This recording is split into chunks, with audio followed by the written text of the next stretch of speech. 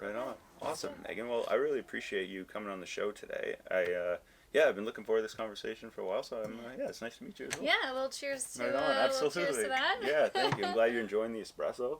10 out of 10. Yeah. Oh, amazing. Thank you. Thank I you. give you 10 out of 10. Thank you. I didn't want to burn it. I was like, as long as I don't burn, I think it'll work out well. So It's perfect. great.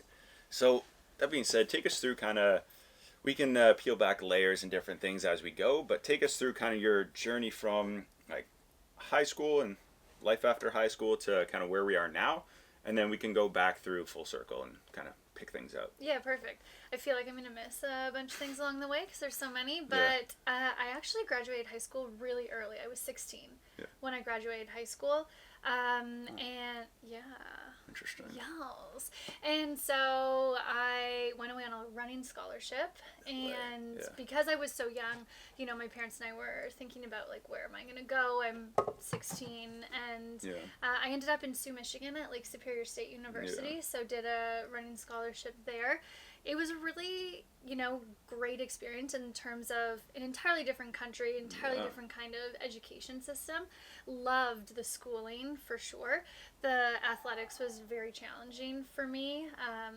Like 100-mile weeks of running, and my body was just like not having it. So I only stayed there for a year and then came to Sudbury, and I've kind of been a Sudbury girl ever since. And so running is really what took me out of high school, and then sort of from there I discovered what I loved, and teaching has always been kind of on my heart since I was super small and lining my stuffed animals up for like pretend math tests and spelling tests. And so I came to Sudbury and did a Bachelor of Arts, a Bachelor of Education, and really enjoyed my time here. Amazing.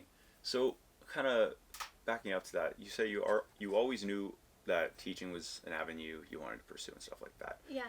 When you were in the course, how'd you find it, like the layout and everything and what you were learning? Did you find a lot of it relevant, or did you find some things you'd have to like seek out to learn a bit? I feel like I was really lucky that I had amazing professors who really weren't just about curriculum and really about relationships and having rapport with students and how do you create community in your classroom, and I think that that's really informed my own teaching practice and is something that I really believe in now. So I had really great professors, and I absolutely adore, love, am so grateful for the lessons that they taught me, not only like in the classroom, but then also watching them just model how to be really great, impactful educators. Do you have one of them, or even not just one of them, but something that one of them may have done that stood out that you're like, this is why, that makes you think of it? Yeah, I remember when I was in my final teacher's college year, we would have group activities, and the professor would actually participate in the group activities. So it wasn't just like watching from the sidelines, was actually engaged in the activity that we were doing and participating as if they were a student. And I think that really modeled this idea that I later took on for my business, just like we're all human. Even though we're in these different roles of, teacher, student, whatever the sort of power dynamic is, that at the end of the day, we're all kind of the same. Mm-hmm. Oh, that's really cool. Did you leaving school, did you have kind of like a next step of, this is how I want to do it, or did you immediately jump in the classroom? No, I was trained in junior and intermediate, so I could teach from like grade 4 to grade 12. Sick. I applied to the school board and I didn't get in, and so there's this moment of like getting the envelope in the mail and being so excited, like, this is the moment I've been waiting for my whole life. I'm a teacher, and then at the same moment that I realized the letter was a little too thin for like a welcome package, I opened it up and it was like, we regret to inform you did not make it. So teaching jobs were really, really tough around that time. That's what I was going to ask. Yeah, it was like one of those years, 2009, where everyone was surplus or there just weren't available jobs and stuff. And so I was kind of like, what do I do now? Like, I had no idea. I knew that I was coaching at Cambrian College for the cross-country running team. I was working like 4 other jobs at the time. And then sort of like a series of sort of serendipitous events happened, and I ended up getting part-time at Cambrian College. Nice. At age 21. Oh, wow. Yeah. Oh, right on. Yeah. Did you work at all in your final, sounds like you did, but did you work at all while you were in your last year So school? I worked all through university. Yeah. So I was a student, I was a varsity athlete, Yeah. and I worked. So I worked as a writing assistant, I tutored, and then in my very last year, I did some like extra odd jobs, Yeah. freelancing stuff. Okay. Yeah. I asked because I know it's funny. My girlfriend's in the identical like program. Like she's like last semester's like this one. Amazing. Yeah. So I'm like, what you like? Who did? I've asked a few people who've sat in your seat about this, who've done like the teachers program there, and I'm like, Yeah. What'd you do for the last year for work? You know? Yeah. Oh, that's a good idea. Yeah. Interesting. Yeah, I think especially if she's staying in Sudbury or Yeah. whatever, like networking is huge in Sudbury, Yeah. and so if she can get in with certain people Yeah. or let people know. I volunteered a lot in my last year, so I had a placement in a grade 5 classroom that I was obsessed with. Yeah. And then the placement ended, and I just kept volunteering the whole year. Oh, nice. Yeah, I mean, it didn't help me get a job, but Yeah. but it helped me get a little bit of Yeah. confidence in the classroom. Yeah. Yeah. Which is amazing. Huge. Ah, that's cool. Yeah. So you said once you got hired on at Cambrian, that was for like you're already coaching, but was that for kind of like a? It was like English, yeah, English part-time teaching, communications. Yeah, and it was sessional, so I was teaching, or actually at first it was Session. partial. So I was teaching Okay. 12 hours a week, Yeah. and then it was only supposed to be for 3 weeks. Like somebody Right. was sick, and they said, "Can you come in and take over?" I said, "Okay," Yeah, and then say it less. was like till Thanksgiving, and then it was till Christmas, and then it was, "Can you come back?" And the whole way through, I just kept saying to everyone, like, "I want to be full time. I want to be full time." Yeah. And so I kind of grinded for the next year and a half, said yes to everything, Amazing. did as much as I could to, really show that teaching is what I love. Yeah. And got on a year and a half later, full time. Nice. Yeah. Nice. So, full time teaching. How long did you do that for? So I've been teaching now for 16 years. Oh, just man, dating that's myself. Crazy. Yeah. I was like, don't want to ask because I know No. I'm like, oh, Yeah, I'm 37 now, Yeah. turning 38 in October. I always look ahead. So I also have this kind of cool thing. Yeah. People always are like, oh, I don't want to get older, I don't want to get older. And Sure. it's just such a blessing to get older. And Yeah. so I really name it. And, we're so lucky to be able to do what we love for one more day. So That's cool. ask away. Ages, Yeah. doesn't matter. That's Yeah. really cool. Yeah. Why do you can you touch on that a bit more? Why do you have that approach to it, like to aging specifically? That's interesting. I think especially as a woman in Yeah. society, and sort of the messaging that's pushed out is this you need this and this and this Yeah. and this in order to be acceptable. Right. And I think that what we really need to remember is why we're here, Yeah. and maybe a little bit more internal focus versus this obsession over external focus, because at the end of the day, when I'm 90 and looking back, I don't think the best thing about me is going to be the way that I looked in the mirror, or I'm going to look back and say I'm really glad that my skin was so clear in my 30s, or I'm really glad that I bought all of those products that they said would make me younger. Anti-aging stuff. Yeah. I want to feel good. Right. And we can take care of our bodies on the outside, but I think Sure. the primary focus should be how do we feel about ourselves? What are we doing in the world to make it a better place? And how can we move with more love for ourselves and everyone else? Have you always had that perspective on that, or did something happen where? Yeah, I mean. If you, I don't know. Yeah, I think touch on that? before, probably pre-20s.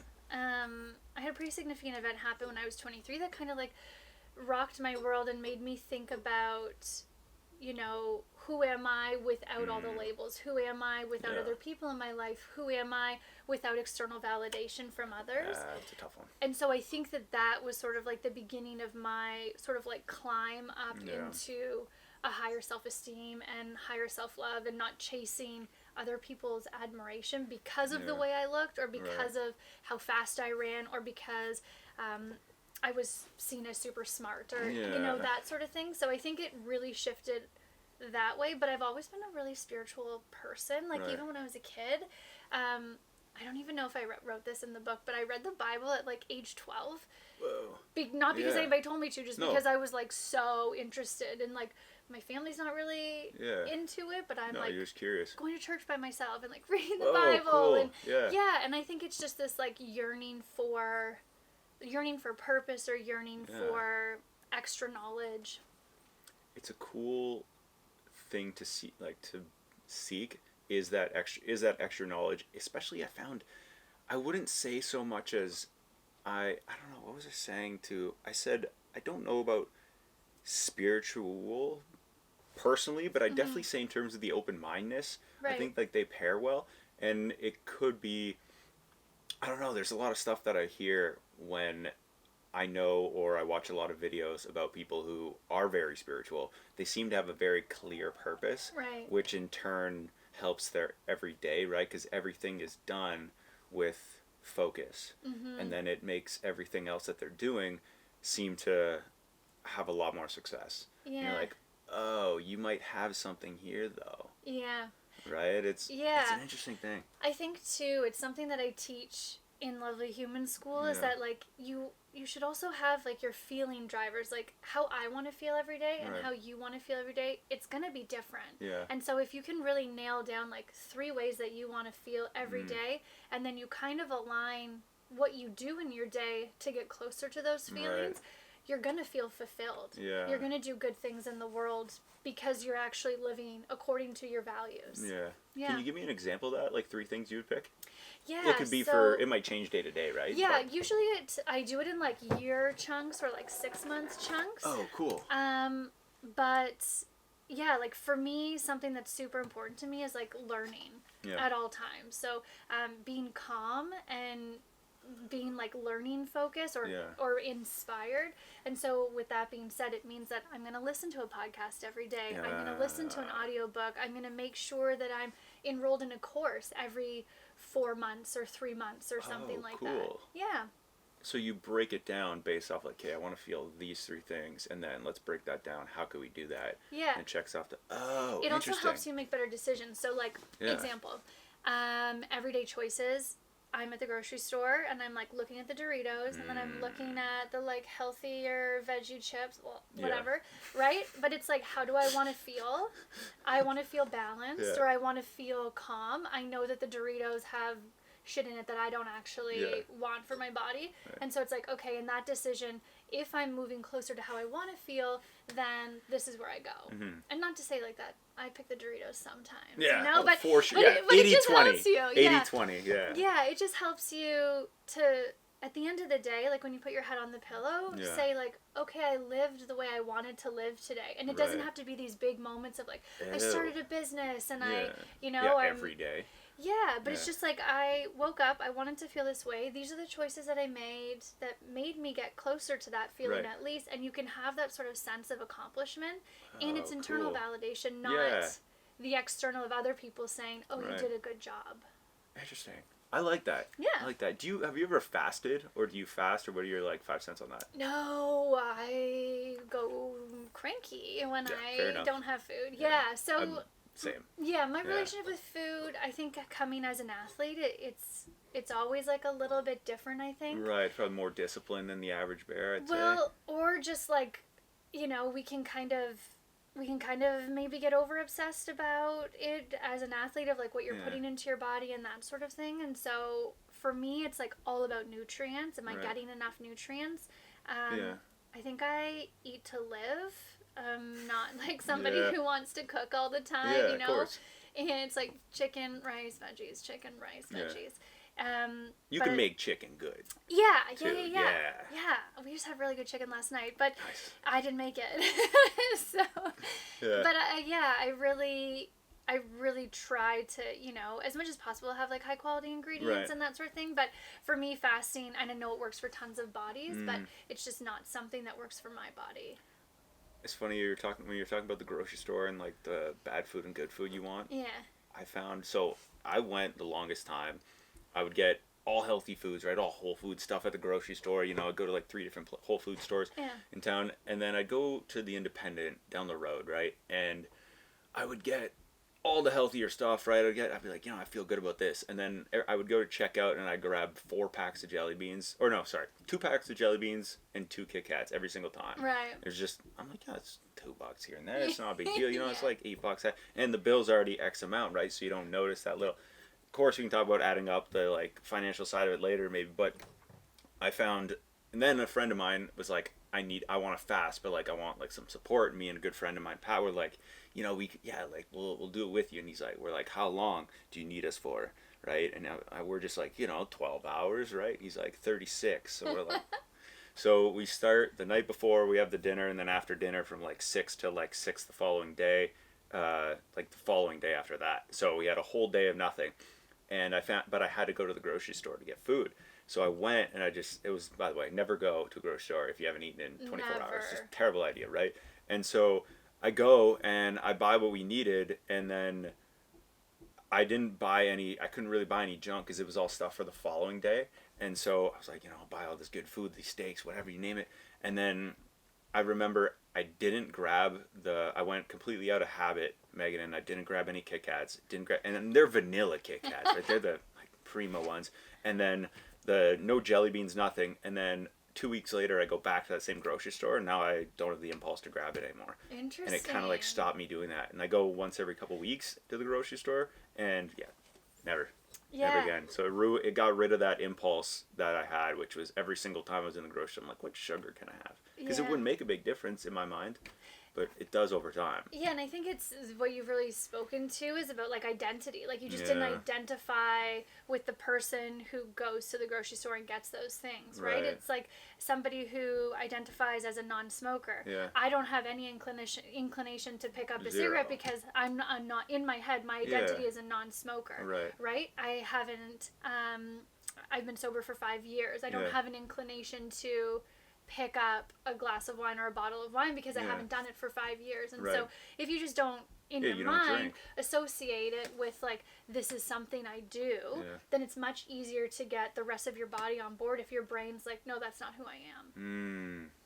Have you read Atomic Habits? Sure have. Yeah, because as soon as you talked about that, I was like, there is that moment where I think it's James Clear, right? Yeah, he talks about where it's like it's so cool with the smoking example too, because you have it where, this is something that I do. I'm gonna quit. I'm quitting smoking. It's like, well, you're that identifying as that person who's quitting, but you still do it. Yes. So what, you have less now? Yeah. Right? Like, what does that mean? And now you're saying it's like, oh no, I don't do it. Right? So I'm identifying as that person who doesn't. You're like, that makes it almost a bit easier. I've done it not with smoking, but to quit some things, like to quit drinking, not to say it was a problem, or to quit mainly with sugar. Yeah, for me it's always sugar. Yeah, it's always sugar. I got back on sugar over the holidays, so I've done it before where I've been like 60 days, like full off sugar, and I did caffeine at the same time, which like don't recommend. Oh, I went away. Off of caffeine as well? I was at the time. Yeah, caffeine and sugar, same time. I left for a weekend, so I was, by the time I got back, I was like a manageable human. Fair. But, I think it's just good. It's good to, challenge yourself and also just to recognize, for me, when I'm on sugar, my brain isn't clear. It's kind of the same reason why I went off alcohol was because I was trying to build something really big. I have a full-time job, I have a business, and my brain needed to be like firing on all cylinders at all times, and it just wasn't aligned with that vision or that identity of like, I'm a full-time professor and I'm a business owner. There wasn't room for a slow brain. Right. Yeah. What did that look like when you went from the initial idea of, I'm like full-time professor to now I'm like, I want to take on this business. I have this idea. I want to see it through. Talk to me about that initial stage. So I've always been a little bit of an entrepreneur. Like even when I was small, I'd like cut my grandma's toenails for money, like I just find any reason to make money.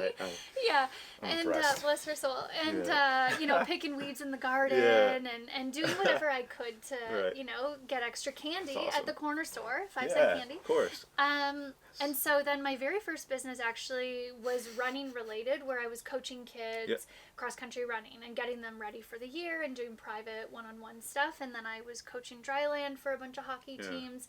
And then from there, I started my PhD, and this is not a good way to get into a business, but I was like, I need money. Yeah. You know, like I need money, I got to make money. And so I started a stand-up paddleboard business, and I was lucky enough to have somebody who was willing to come in and be like a financial backer and help mentor me through the process. So we went cool. 50-50 on the business, and it was pretty successful here in Sudbury, and it was the first time like stand-up paddleboarding had come to Sudbury in that capacity. I was doing yoga on the board, fitness on the board, and it got to be a bit too much. It was my first time like really in business, and I didn't know how to manage it's a lot. the home life, the full-time job, you know, like I was like planning a wedding, I was still doing PhD stuff, like it was just just the wedding planning alone is full-time job. Whoa. And for anybody who's about to get married, just send me a DM or something. I will tell you the do's and don'ts of the like wedding 5 day. friends. Yeah, you send them my I way. will. Send I them will my for way. sure. Yeah. We learned a That's lot. amazing. We learned a lot that day. Yeah, they'll love that. Mm-hmm. And so then, you know, part of this stand-up paddleboard business, I was also starting Lovely Human School, which was at that time an opportunity for me to work with teenage girls, teaching them about loving their bodies, setting boundaries, how to believe in themselves, and it just was something that was really on my heart. So I started the stand-up paddleboard business for money, and then I started Lovely Human School because I feel like it's my purpose in life. Like the passion purpose project. Yeah, it felt like it was always in me to teach other people about these things that I wish I had growing up. So important too, the time into which they're getting that information. Jeez. Yeah, and I think that it's worse now with social media. Like I'd say so, 10x for sure. Yeah, I didn't have social media when I was in high school, thank God, because I don't know where I would be now. Everything's a trap. It's outrageous. Yeah, you could escape toxic. it at home, right? Like you could get away from comparison. You could get away from... For me, it was like you go to school and you see the cool girls and they're all wearing the clothes and you're like, oh, I wish I was wearing the clothes. But you go home and you forget about it because you're doing sports, you're with your family, or, you know, you're helping out. Whatever it is, you got a break from it at home. Right. And now kids, they're just inundated all the time 24/7. about how they're not good enough and what they should do to be better. And I think the access to information is just too much. So, it's a lot, so I really wanted to kind of pull people out of all of that, and it started with teenagers and now it's with women and teens and that sort of thing, but really this idea of if you want to do lovely things in the world, be of service, live your potential, go after your dreams, the very first thing you need to do is to feel lovely. Right.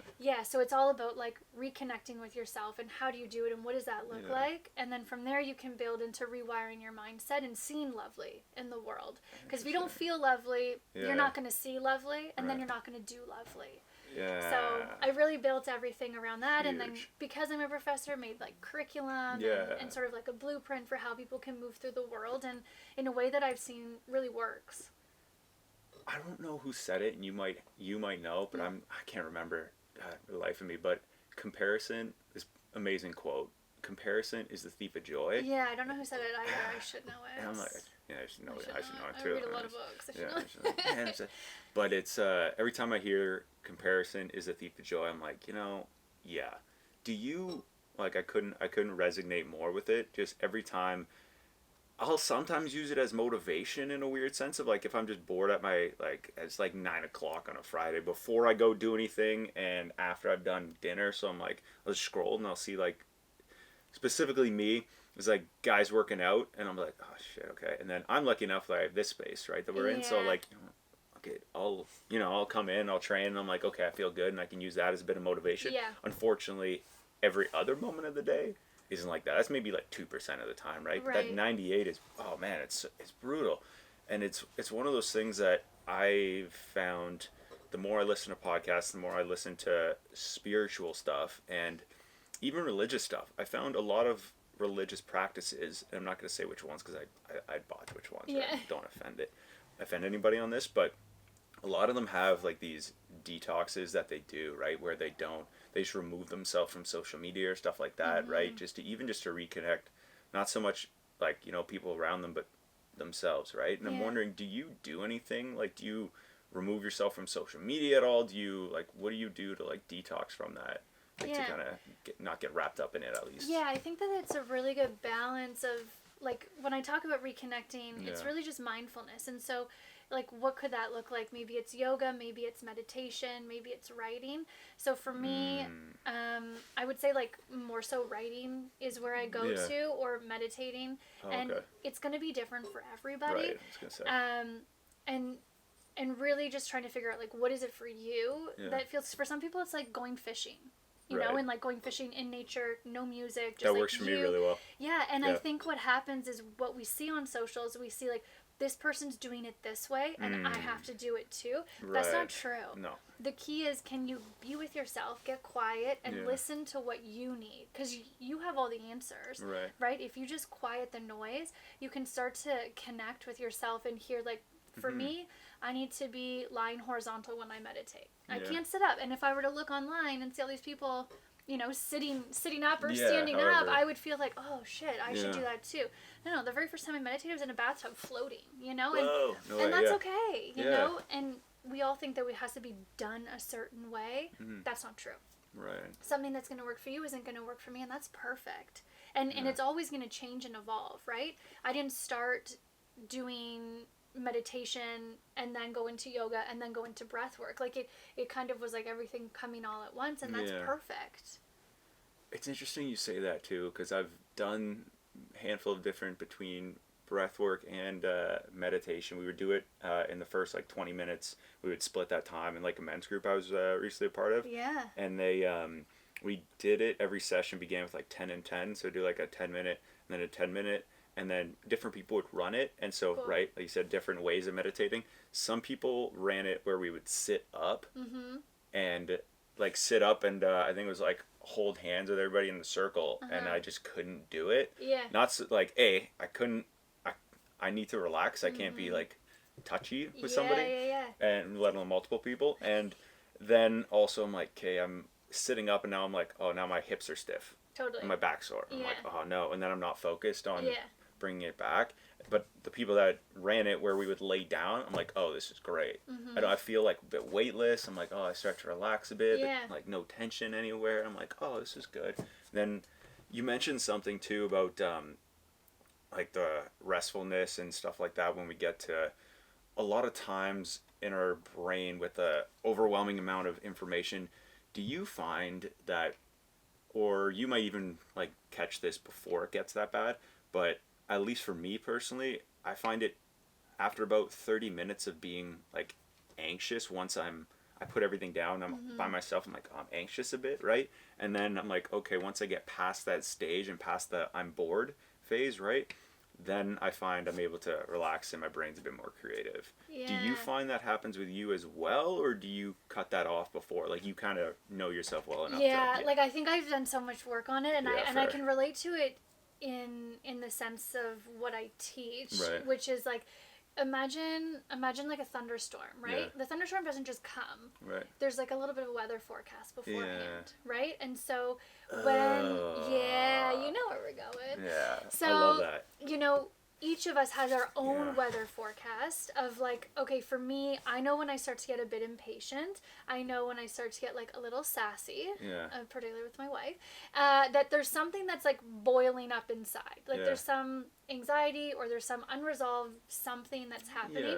So I can identify what my weather forecast is, which then says to me, if you don't deal with this now, it is going to become a storm. It is going to be something, some blowout fight. It's going to be some like, you know, sassiness or words that are going to come out at work, or I'm not going to be as present with my students. Something's going to happen if I don't take care of this. So as soon as I notice the weather forecast, then it's like, okay, what are my practices of self-care that can help me to kind of get what I call like the spiral, to like jump out of the spiral. And so that for me is like cuddling my dog. It's going solo by myself, reading in a room, writing in a room. A lot of the time it's also crying, like to release it. Because if there's stuff that's building up, it has to come out. And the worst thing we can do is push it down, and say like, I'm okay, I'm fine. You're not fucking fine. No, you're dismissing your own feelings. Do something about it. Like, we're an adult now. We also think that other people are here to like save us and help us, and it's nobody's job but your own. No, it's sorry to break it, right? Yeah. And break the news to everybody. Yeah, and I think that's the cool part about growing up too, right? Is figuring out like, oh, I'm in charge of my life. Right. No one's coming to save me. Yeah. How I decide to live this life is up to me. Amazing. Yeah. Yeah. I wanted you to. Yeah, I'm so happy you touched on that.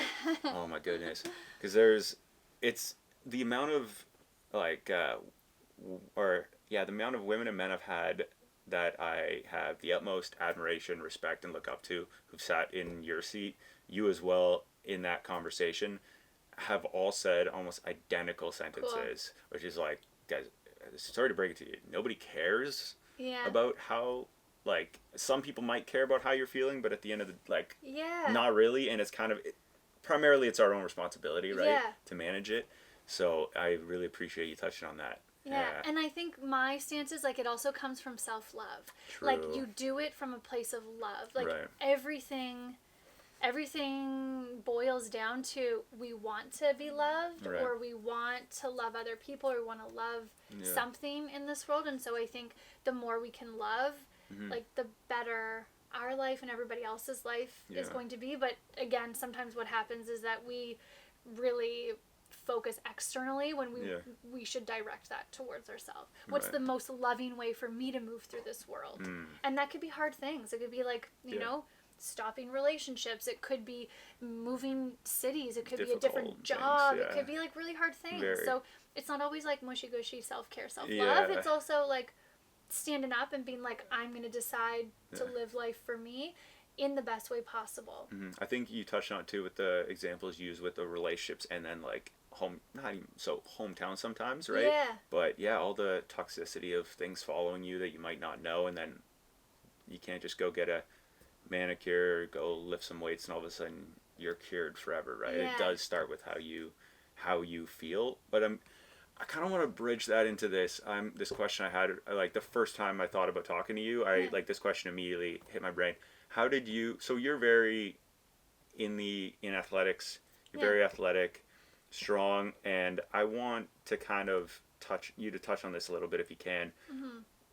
What is the correlation, in your opinion, between fitness and physical health, and how does that correlate with your mental health? Like, what does that pairing look like to you? How does one complement or supplement the other? Yeah, I think that mental training and physical fitness just go really hand in hand. And you can talk to any athlete who's ever been injured, who has done mental training and imagined themselves, you know, working out or doing their sport while being injured, and your brain doesn't know the difference between actually going and doing the thing or imagining yourself doing the thing.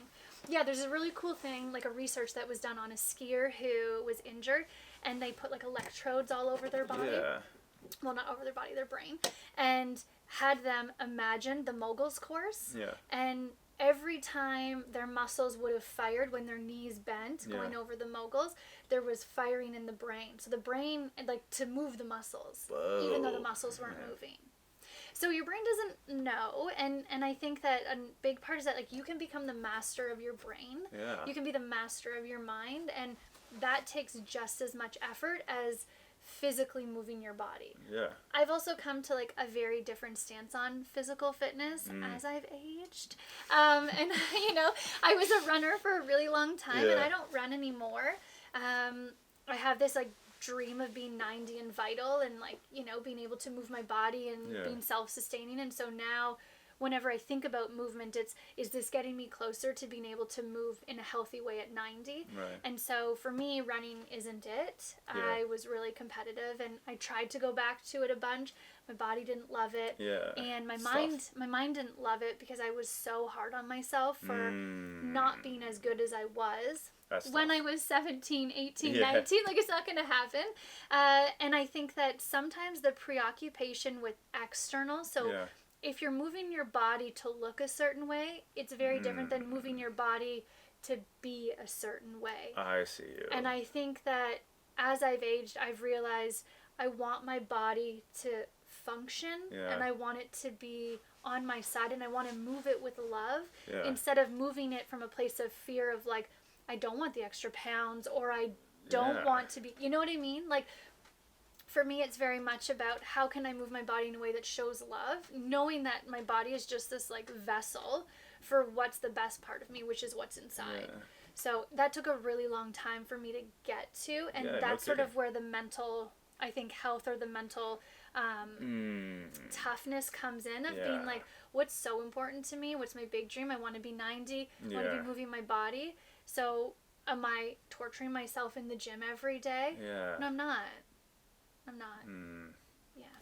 So you're thinking more big picture longevity versus like, what does the scale say in next week? Exactly. Or like, how do I feel like in terms of performance? Yeah, and like, am I mobile? Yeah. Is my fascia healthy? Are my tissues nice and plump and I'm not waking up sore every day? Which is huge. Yeah. Huge. And again, as I age, I just realized that, I want to feel really healthy. Yeah. And sometimes people look very healthy, but they're not healthy. Oh, know? And, yeah, for sure. And so that to me is really important. And I teach fitness at the college. And so I try to impart this on my students of like, you can bench press 300 pounds, but like, you can't really like touch your hands behind your head.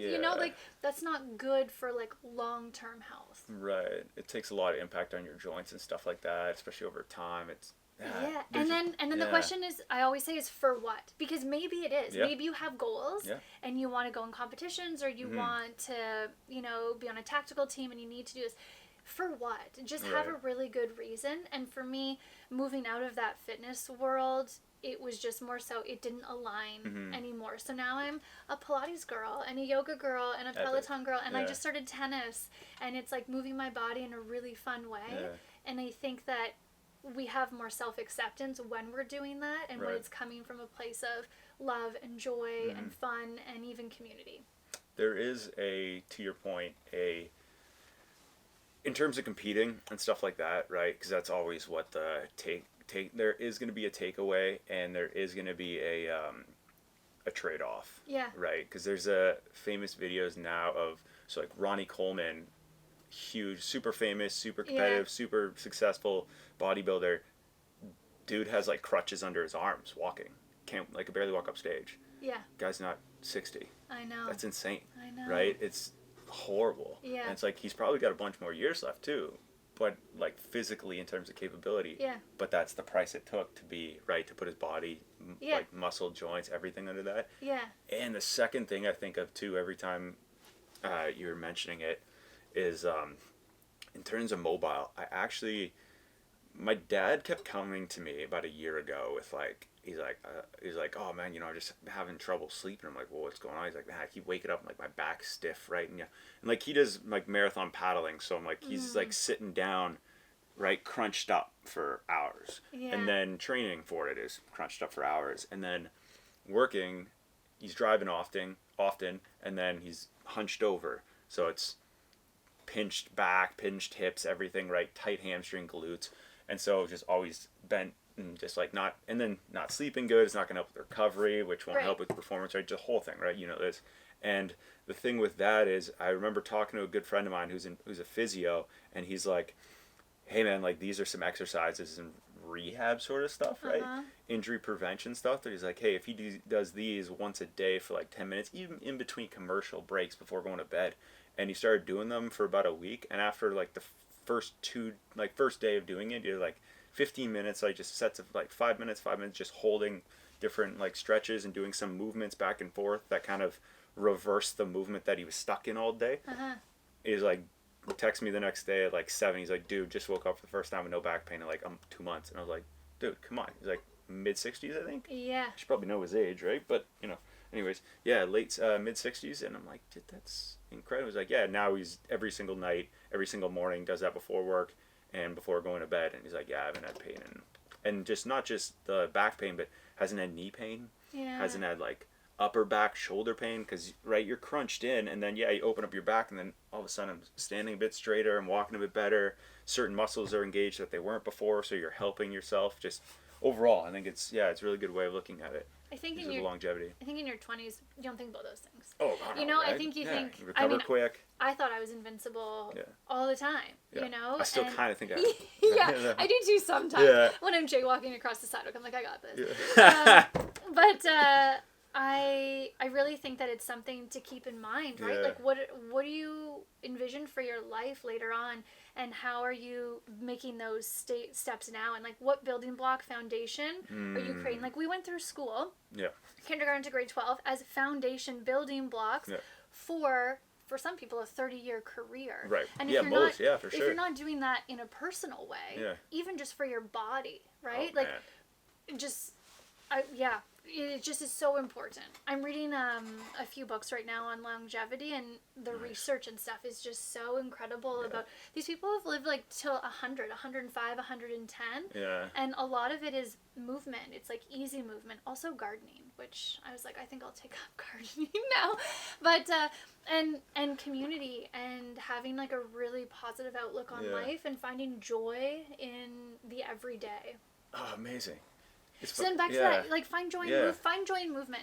If we're thinking mental health, physical health, find joy in it. Right. And I think you can't go wrong. And that's a really good way that I think I need to start, like I can add to, because as you can imagine, I'm sure you get countless people similar to me. We probably get a bunch more, but people come up to me and ask like for like health, weight loss, fitness advice, right? And it's always like, I want to get in better shape. I want to lose weight. And in me, like I have a couple friends that are getting ready for weddings in the next couple of years, and they're like, great guys, great, husbands, boyfriends, all that stuff, like good dudes, but they're just physically, they hate how they feel, and how they hate how they believe they look as well. And a lot of the times, I don't expect them to train like how like you would train for competing, or how I'm trained now. Like I don't expect people to train like sometimes doubles or 3 hours a day, like doing like, because I compete like with grappling, right? So like I wouldn't have somebody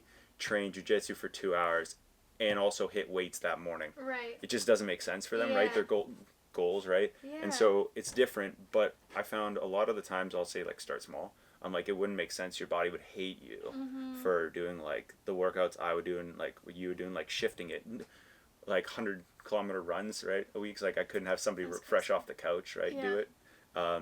So what I end up saying is I do say start small, but I think I do need to start adding what you're mentioning, where it's just find joy in it. Like, what do you like to do? That's outside, physically active, and you're moving where like your heart rate's moving a little bit, right? And then do more of that. Every day. And you want it to be sustainable, right? For sure, yeah. And because I teach fitness at the college to students who want to go into the policing field, like there is a really, it's a tough one, it's a really heavy cardio based for thing, sure, because you're doing the beep test and all this stuff. But at the end of the day, like you want it to be sustainable. You want it to be something that they're gonna find joy in for a long period of time. And so I always say, if you have to do something for them, it's running. Find a way to make it joyful. Go with somebody. Have the best playlist. Like you really have to get your mind on board for it, or it's not gonna last, right? It's like eating healthy for 6 days of the week and then you binge on a 7th day. It's not. No, it kind of sends mixed messages to your body. Yeah, and so you're not. And to your point, you're also not giving your body enough time to adapt to the positive habits or positive like feeling that it's gonna get from maintained consistent success, right?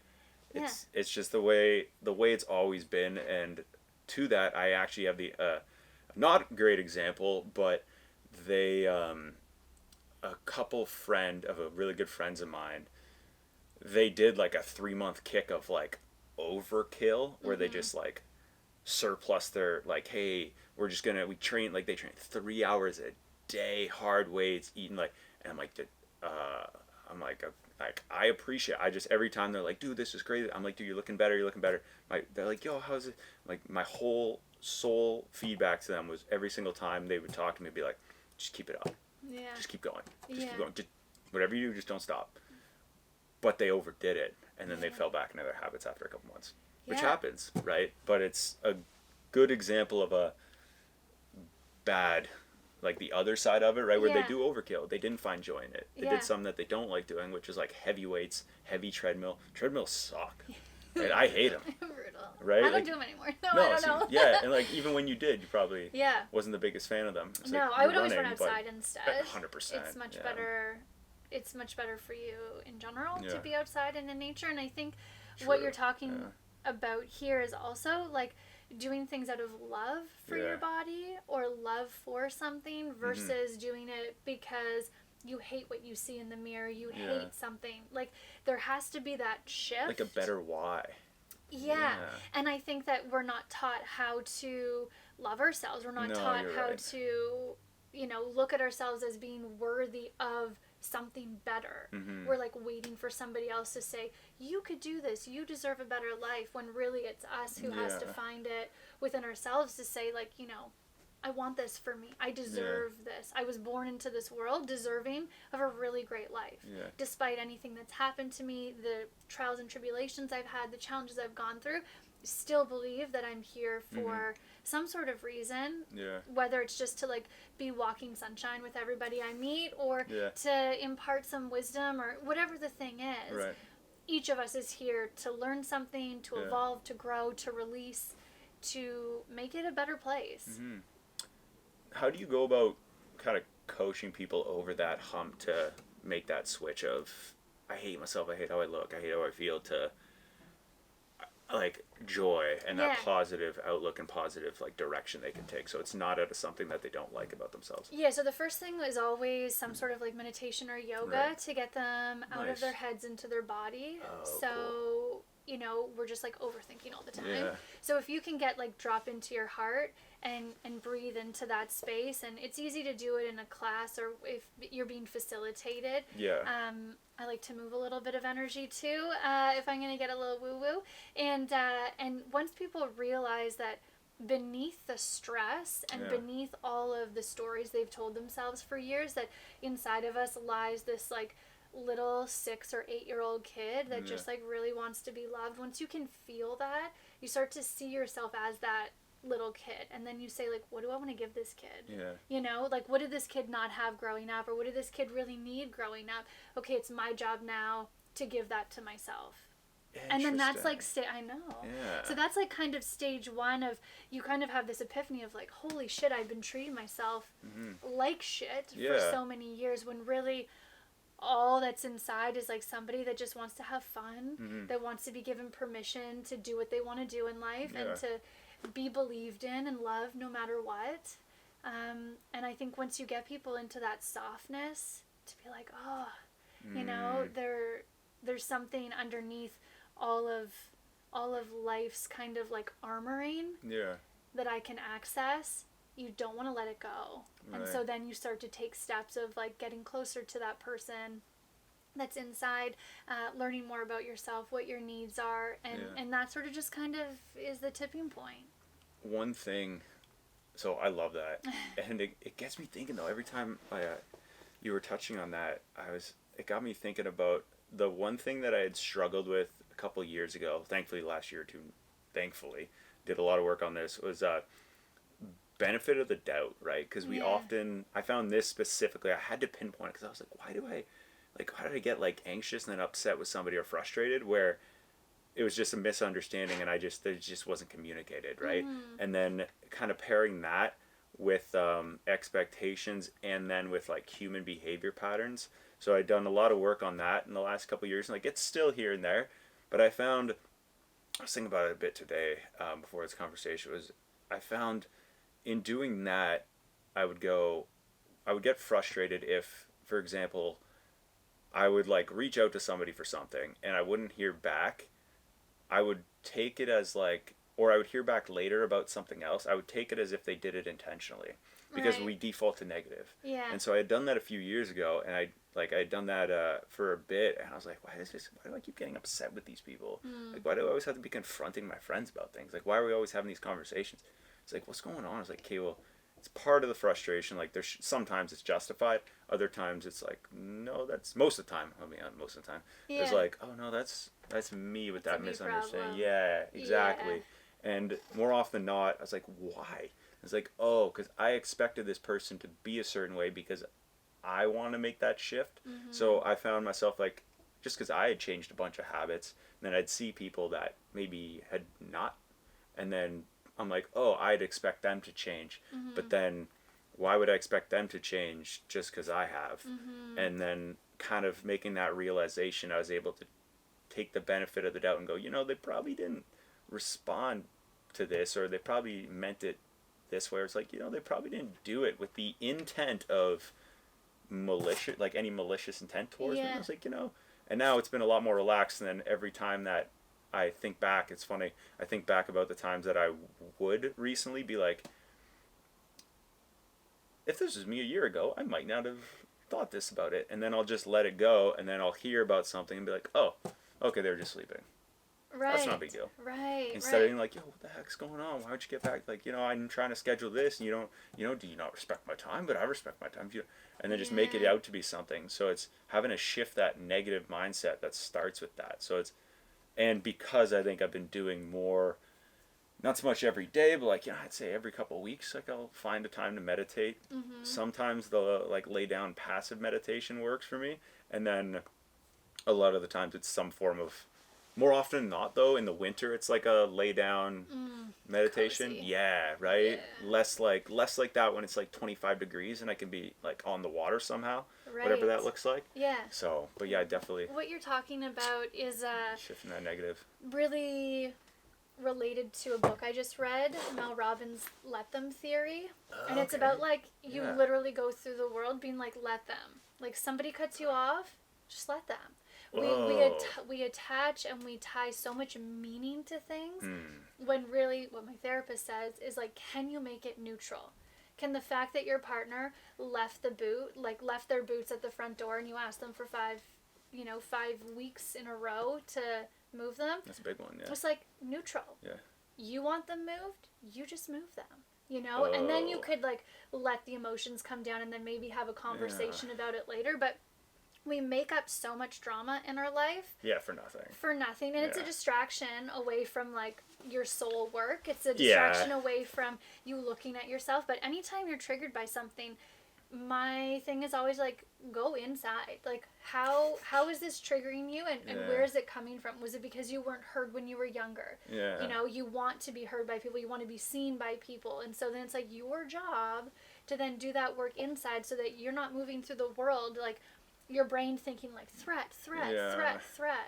And it's just like a much more peaceful, joyful way to live. And then you can like zoom out too and be like, oh, this is happening again. Mm-hmm. And then just like in a loving, forgiving, kind way to yourself, move through it and use all your good self-care practices. Yeah. And go back to kind of what we were touching on earlier too about catching it before it gets right. Something where it's like, I don't want to be sassy to my girlfriend. Like, you don't want to have to be like this. Yeah, it's all those things. You're like, and it ends up becoming something, and all you're doing too is hurting people that you care about. Yeah. Right? Because, like, I just maybe didn't catch it sooner. Right. Right, so. A good script that I used when I was first figuring this stuff out is, like, because you have to tell somebody, right? Oh, for sure. If you have a reaction, the best thing to say is, like, the story I'm telling myself is that you don't give a shit about me because you left your boots at the door. Yeah. Like the story I'm telling myself, is this story... It's negative, Is this story correct? And then the partner says, no, of course not. I do care about you. Think of all the ways that I've like shown you how much I care about you. And you're like, okay, so this story, so the boots at the front door is really just like the tip of the iceberg for not feeling heard or seen or cared about when I was 13, 10, 4, whatever, right? Yeah. And then it also creates better connection between you and the person because you're communicating what's kind of underneath the sass or what's underneath the ruffling. My family call it prickly. Yeah. Like when you're like a little prickly, like a little cactus. That's a good way to put it. Yeah. And it's also like not, you're like, are you in a mood? Like I hate when people say that. It's like I am now. Yeah. You're like, you just feel a little prickly to me. It's like, let's like smooth this out. Like let's be aloe vera, cactusy. Like let's move from the cactus to the aloe vera. How can we make this happen? Yeah. And you just say the story I'm telling myself is whatever. And then they say, no, that's not true. And then you say, okay, cool. I'm going to go work on it now. Amazing. Yeah. It's something that I've noticed I've been a lot more relaxed also because I found I went in stages. So I'm the third of 4 boys. Okay. So like, right, every time you say not being heard, I was like, I don't think that's it. Yeah. But probably. Mm-hmm. But anyways, look, at least in the beginning stages of it for sure was like probably that. And then I found moving past it, once I got past the benefit of the doubt part in the last year or so, it would be I would almost find myself conforming to what I thought other people wanted me to be for them. Yeah. Which is like, it feels okay sometimes, but then ultimately it's exhausting. Mm-hmm. So I was like, why am I just like tired? Yeah. And like just I'm like, I hope I get to see this person. I get to see. I'm like, it's like you're putting on like a persona of what these people believe you to be, instead of like, just F it. Like, who cares? Yeah. Like, just be yourself, have fun, make light of every situation you can, and like really, like, in the last year I found my thing that I'd struggle with, but in the last year I've made like crazy leaps and bounds. It was like, in terms of was like kind of more empathy and understanding for people. Mm-hmm. Right? Because I felt I would get frustrated a lot sooner than I needed to with situations. I may make it sound like it was often, but it wasn't that bad. Like, I have pretty good like mental and physical health practices that allow me to like sustain like long periods of like, I'm pretty relaxed with everything. Equanimity, Equanimity. Mm-hmm. Okay. Just like even keel. Yeah. At first I was like, is that like the thing like clownfish living? But that's a sea anemone. Yeah. That's my bad. Sorry. I was like, immediately I went there. I was like, No, is that like equanimity Nemo rather living? than like high highs and Equanimity. low lows. As you're just kind of like riding. Yeah. Yeah. Luckily I found like I was that for the most, I was just like, I'm in equanimity Yeah. for like a good amount of time. And then, I was like, oh, I should understand this person more, instead of trying to like always help them when people would come to me with their problems. Yeah. Right? And it's like, oh, I'm like, just be better. Mm-hmm. And it almost came across as like, I care about them, but it'd be dismissive a bit. Yeah. And it's like, we honestly just want, and then I had somebody on the show and a woman was like, we really just want to be understood. Mm-hmm. Right? That's pretty much everybody's human nature with that kind of thing, is we want to be, if we're frustrated with something and we're expressing it, it's because we trust the person with that information. Right. And now I'm going to do you the disservice by dismissing it and telling, like, completely dismissing it and going, just be better than this. Like, just do this. Just do that. And like, well, that's not, even if they will do that, they're not going to do it now. Mm-hmm. Oh, I'm better now. It's like, no. So then I found in the last, like, 8 months or so, is that form of, like, taking a minute, chill out, understand a bit what they're going through. Like, fine would be like, yeah, man, that's frustrating. Hey, like, you must be this. And they're like, yeah, I am that. And I'm like, yeah. Weird. I'm finding I'm connecting better with people doing that as well. I'm like, it's the pause. Yeah. Like, I think we're conditioned to rush so much and to push through and do so many things, and it's hustle, hustle, hustle, and we all have like 10 million things that we're juggling all at once. Sure. But I think what we need to remember, and this goes back to that mindfulness piece of like, you can slow down. Yeah. Like, you can slow down. You can make a choice to live a slower life. Yeah. If that's what you want. And so, when you were talking about your birth order, and I was just thinking about it, and I what I hear is like there was a need to belong, and to find a way to belong, and being in that order. It's like the brothers who came in front of you probably were very different, and it was like you trying to find your place. Because you're the third one. You said third, fourth? Third of four, yeah. Third of four. And so it makes sense that in the things that you're doing, trying to figure out or be things to different people, because there's that sense of like belonging. But really the secret is like belonging to yourself. Right. And like who is inside, and what does he want, and then just aligning yourself with that. Yeah. Which has been like, it's been cool to kind of know that, oh, these are the things I enjoy doing. Who cares what other people's expectations, or what I perceive other people's expectations, because that's the big one, right? The perception. Yeah, it's crazy, because that's like, that's the biggest thing, right? It's whatever I perceive people's expectations of me to be. It's like, they don't actually care, which is great. Yeah, and who gives a shit? Yeah, because exactly. You can't control. The only thing you can 100%. Control is yourself and your response to things. 100%. And even if you do things 110%, someone's still gonna be pissed off about it. Yeah. I get faculty evaluations all the time from students, and they're like, "Megan is too happy," and I'm like, "What? What does this even mean?" What? Yeah. Like that's a criticism. So Delete. even if I'm like the best that I can possibly be, someone's still gonna be pissed off about it. About so I may as well just be who I want to be. Hell yeah. Yeah. Yeah. No, that makes sense. It's a weird one, because with that, man, that's a good example. But when I'm thinking about that, it reminds me when I finished it was a 2 year service trip or a few years ago. It was a 2 week service trip. Big difference, I think. And yeah, 2 weeks, and we had in Ecuador, like in the Amazon, like Cool. 8 hours south of the capital of Quito, and we were just doing this terrible conditions, like 40 degrees and rain, Ugh. just gross. And then afterwards, our trip leader Rox, shout out to her, amazing, amazing, amazing woman, love her to death. She told me when we embraced leaving the airport, and this is like the first time I haven't seen her in person since, and the last thing I remember her saying to me in person was like, she gave me a hug, and was like, as I kind of like let go of the hug, she like kept going. It was like whispered, she was like kind of whispered in my ear as like letting go, and like she was like, Glenn, don't you can't control what happens to you, but you can control how you react, or you can't control what other people do or say, but you can control how you react to it. Something along those lines, right? Like neighboring what I'm saying. And I was like, huh, okay. And so every couple months it like circles back into my head, and I'm like, oh, can't really control what they do or what literally nobody else. Yeah. Like you have control over what nobody else thinks you, nothing.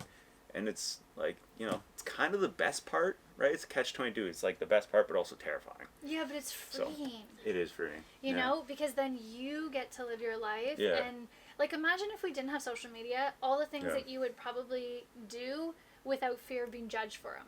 You know, or the things that you would put out into the world, the things that you would say to your friends, or the things, if you just, like, if you weren't worried about people judging you for it. Yeah. And I mean that on the good side, not in the, like, bad sure. side of, Yes. like, the dark side of the world at the moment. But the things of, like, what's really in your heart, what you really believe in, and how you really want to be big in life. Right. And I think so many of us stay small because we're worried what other people are going to think. Yeah. If we start to get big, Mm-hmm. Or who are we going to lose along the way if we get big? Yeah. But the Good thing point. is, your soul is like calling for you to be big. Yeah. And think about how many people are waiting for you on the other side, Mm-hmm. waiting for you to be big. Like when you make the hump or the jump of, I'm going to stay small and I'm just going to like maybe do this thing and not like fully invest in it, or just like kind of do it half-assed because I'm not sure if it's going to work out. If you just dive into it and you say, I'm going to go all in because I just believe in myself, or I care about it, or I feel this calling, on the other side of that is like more abundance than you could ever imagine, more freedom, more love, more everything. It's funny you mention that. Recently, so in the last couple of months, or a couple of years to be honest, I have friends who I'm grateful enough and fortunate enough to have a bunch of friends that do a bunch of really cool different stuff. Yeah. None of them will post nothing about it. So I'm like, they're like, oh, I want to do this, or they'll see people online and they'll compare, right? And they're like, man, I can do this better, I do this more, I do more of this, I know more about that, whatever comparison crap they want to do. I'm like, yeah, you just post, like, just post more of what you're doing. I'm like, dude, you do cool shit. Like, you're robbing people you don't know of what they might be able to get from knowing you, or the value that you might be able to provide somebody. Right. And I felt I had a conversation with a good friend of mine, Marco, on the show, and afterwards he was like, dude, I gotta like once a week post what, and I'm like, okay, cool, I'll do the same. And then thinking about it, I posted a lot of like, I've recently started posting on Instagram specifically a bunch of like renovation or like the handyman fixes that I do, because that's like a lot of like the side work that I do. And I'm like, I've taken those videos, it's easy to film, easy to edit, easy to do everything. Why don't I, like, I was like, why am I just posting them to YouTube? Why don't I put them on Instagram? And I was like, what was it? Oh, I was worried about, Chris. And I'm like, I don't actually care that much.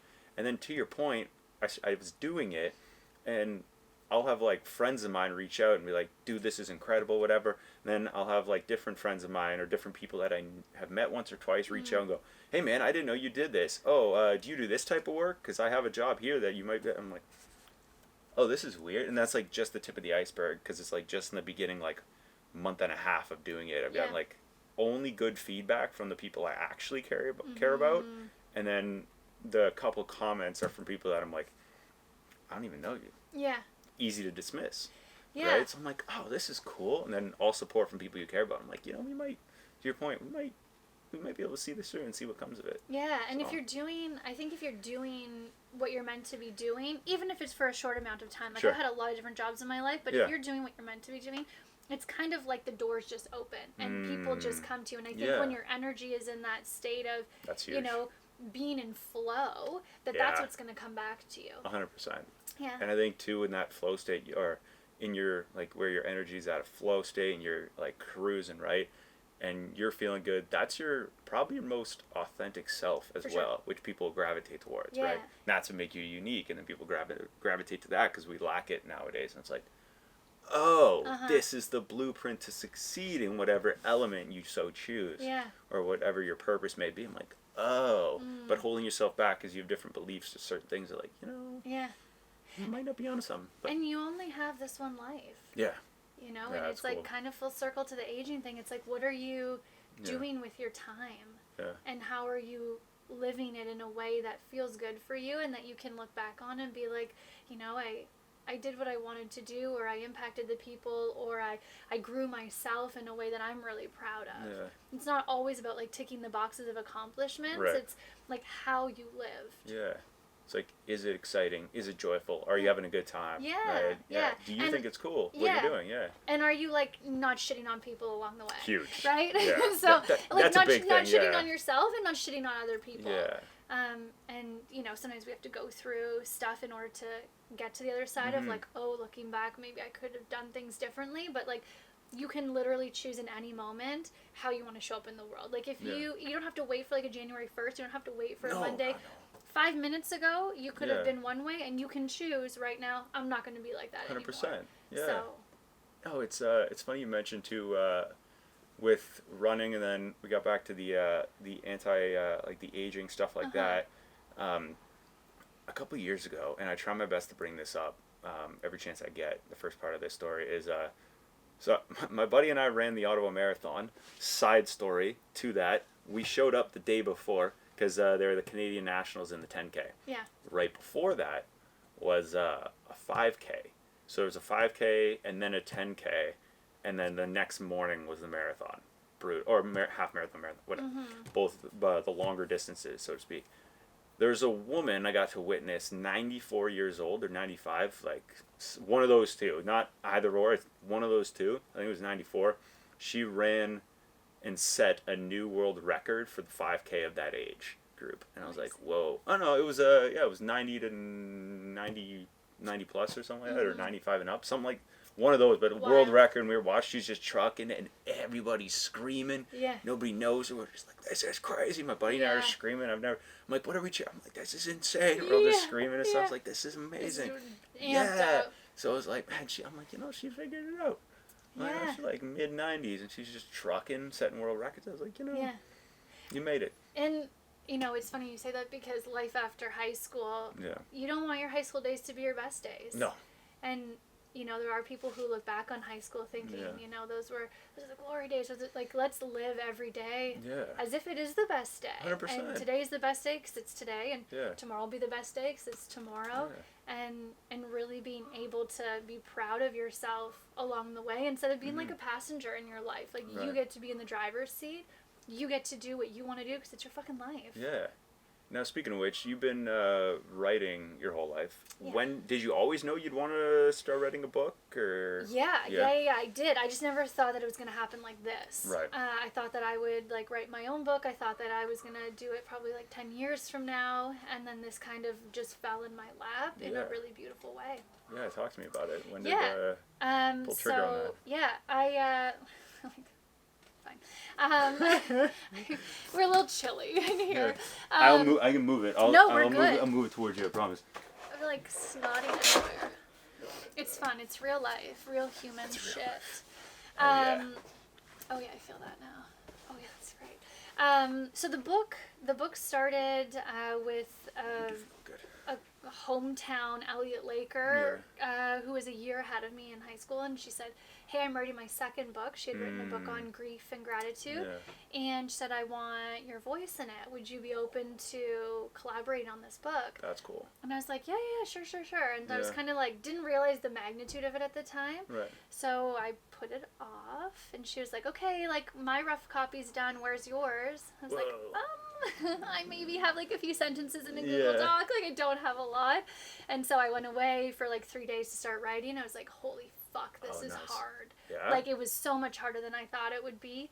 And it's because you're like, trying to sort of drudge up these moments in life that have been life lessons, but life lessons usually come with challenges, and so how do you compartmentalize them to be valuable but interesting? And kind of reliving them, and then wanting to really get some gems from it so that people could use it for their own healing journey. So we ended up coming into this like very beautiful place of creating 30 letters to help you heal, and each letter is a story and kind of like a way we got through something, and then a bunch of resources, which was I was so excited about because I'm a huge reader, being able to offer people like shit to do when they're crying on the floor, not knowing what's next. Amazing. It's the hope is that this book is something that they can like have a tangible thing of like, what do I need to do right now, because I can't fucking do anything. Right. So I was just really proud of it. That's cool.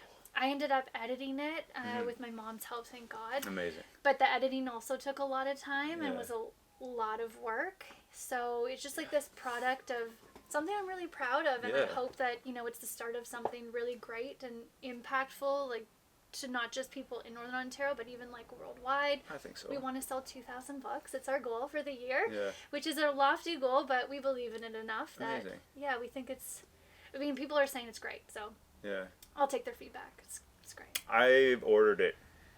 Cool. That's it. Awesome. I'm waiting because I figured out I can't get it at Chapters. No. And I was beating my head on a bookshelf. I was looking. I spent like 15 minutes in different sections. Then I was like, oh, there's the computer.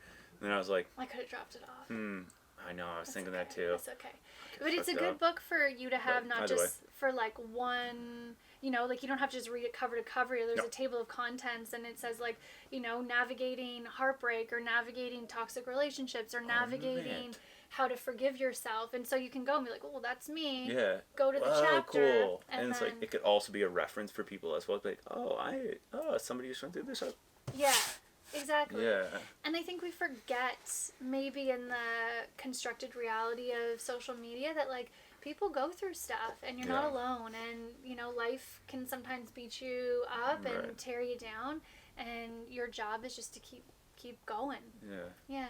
So I was introduced by one of the Sudbury 5 basketball players who came on the podcast, who's like they call it a cinephile. So it's people who are like really, really into like movies, right? Him and his friend have a movie podcast, and I asked them, like, I'm a sucker for rom-coms here and there, but he introduced me to a term called com-rom, which is like a rom-com from the male's point of view. Cool. So I'm wondering, because I didn't realize that was a thing, so I'm wondering, are the chapters based for, like, is it more geared towards women going through those situations? I imagine, like, it's from the perspective. Yeah. But it's like, do you think it's like some of it, like, I'm sure some of it can be synonymous across the board. But. Yeah, I think that, life story is life story. And obviously there are some things that are coming from, like, it's all coming from a woman's perspective. Yes. The things that I share in the book are things that I share in my classrooms as well, in terms of like the resources on the other side, or the stories that are shared. Okay. And so I teach mostly male students, and it seems to resonate with them. Yeah, okay, yeah. So I think that, it is possible for everyone. We had toyed with the idea of having the title To the Girl Within, and I was like, no, like, I think it's really just about the soul, because I think that everyone can relate to these, and even if you identify as a male, even if you're coming at this from a different perspective, you have women in your life, and I think it's also really valuable to maybe see your mom in a different way, or your sister in a different way, or your partner in a different way. Interesting. Yeah. And to gift it to them after you read it. Yeah. Yeah, that's my vision too. I was like, oh, I just wonder. Yeah. That's cool. Yeah, and I think it's just more understanding. The more we know people's stories, the better we can understand them and see them. And I think the more love we can give them, because it's easy to love someone once you know them. For sure. And, and I'm hoping that the book offers that to people, like a perspective in that way. Yeah, I think so. Well, I'm excited, but I wonder, do you want to we touched on a lot of great stuff. Yeah. I'm wondering if you're able to kind of have a story, lesson, or message you kind of want to drive home, so we can wrap this up before we conclude. Oh my God, so many lessons I would try to drive home here. I think, if I leave anybody with anything, I think it's probably these two things: that you matter. Yeah. Like, who you are in the world matters, what you do in the world matters, and when in doubt, give more love to yourself, to the people around you. And I think it's that simple. Yeah. Because I think from there, really great things can happen. And I think that love can transform your life. And if you want to do those lovely things in the world, you got to feel lovely first. You can't get it from others. You got to feel it. And then once you feel it, you can see it in the world. Yeah. And you can go through the world in a way that is positive, in a way that, you know, you take a breath of fresh air in the morning, you're like in awe that you get to live another day. And then from that really connected, rewired space, you can revolutionize your life. Amazing. Yeah. I love it. Yeah, thanks. Right on. All right. So, Meghan, where can people find you, learn from you, work with you, and purchase the book? Ooh, purchase the book. So lovelyhumanschool.com has connections to everything. I'm obsessed with Instagram. I love messaging people, voice notes, little drops of sunshine. You have an incredible page. Thank you. I mean, I'm going 365 days this year. I'm posting every single day for a year. Let's go. To be of service, you know? So my Instagram handle is at It's Meg Bonhomme, so ITSMEGBONHOMME. I just spelled my name right.